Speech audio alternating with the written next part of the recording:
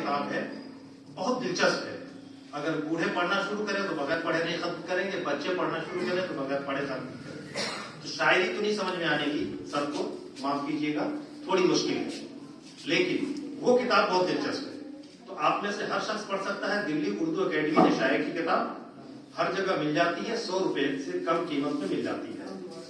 اس آباد خرابے میں, اب یہ دیکھیے ان کی ایک بہت مشہور نظم تھی, یادیں میں شامل ہے, اسی کا یہ مصرع تھا کہ دیکھو ہم نے کیسے بسر کی اس آباد خرابے میں.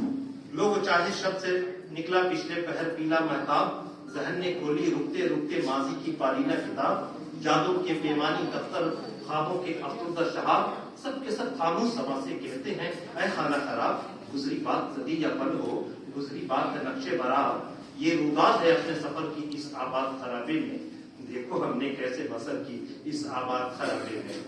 اسی سے جیونی کو لیا تھا کہ اس آباد خرابے میں یہ ہمارا آپ کا اور اس بے ایمان سماج کا, اور ہم میں سے جتنے لوگ جس قدم پہ اپنے زندہ رہنے کے لیے اور زندگی گزارنے کے لیے بے ایمانیاں کرتے ہیں, وہ تمام باتیں مل کر کے اختر ایمان کی شاعری بنتی ہے. اور اسی لیے وہ کہتا ہے کہ دیکھو ہم نے کیسے بسر کی اس آباد خرابے میں, اس خرابے کو آباد خرابہ کہنے والا. تو وہ کتاب ضرور پڑھیے. میرا آج کے سیمینار کی کامیابی اس میں بھی ہوگی کہ اگر آپ نے کہا کہ اس آباد خرابے میں اختر ایمان کی کتاب ہے, جس میں گلشن نے مقالہ پڑھا, وہ بہت دلچسپ ہے. مسئلہ یہ ہے کہ صاحب آپ سب لوگ جو لوگ فلمیں دیکھتے ہوں گے, شعلے فلم دیکھی ہوگی, گبر کا کردار جانتے ہیں, امجد خان کو جانتے ہیں. ابھی پچھلے دنوں میں ممبئی گیا تھا. امجد خان کی اہلیہ وہ اختر ایمان کی بڑی بیٹی شہلا,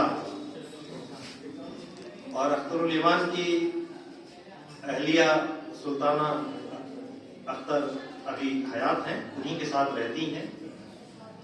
ان واقعات کو پڑھنے کے لیے بھی کہ زکریا خان نے کیسے پرورش کی اور کیسے امجد خان بنے اور کیسے گبر بنے, وہ کہانی بھی اس کتاب میں موجود ہے. بہت دلچسپ کتاب ہے, اس کو پڑھ لیجیے. تو 2-3 باتیں میں صرف عرض کر دوں آپ سے.